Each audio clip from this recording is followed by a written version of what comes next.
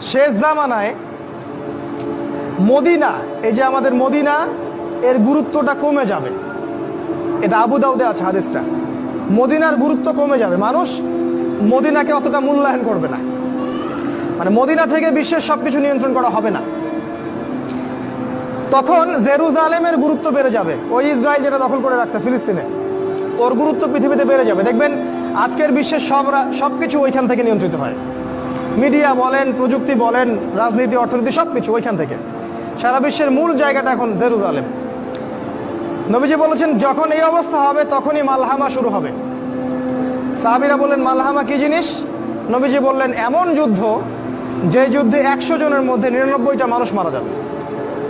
100 জনের মধ্যে 99টা সৈন্য মারা যাবে। এবং এই যুদ্ধটা হবে ইউফ্রেটিস বা ইরাকের ফোরাত নদীর সোনার পাহাড়কে কেন্দ্র করে। এটা সামনে হতে যাচ্ছে।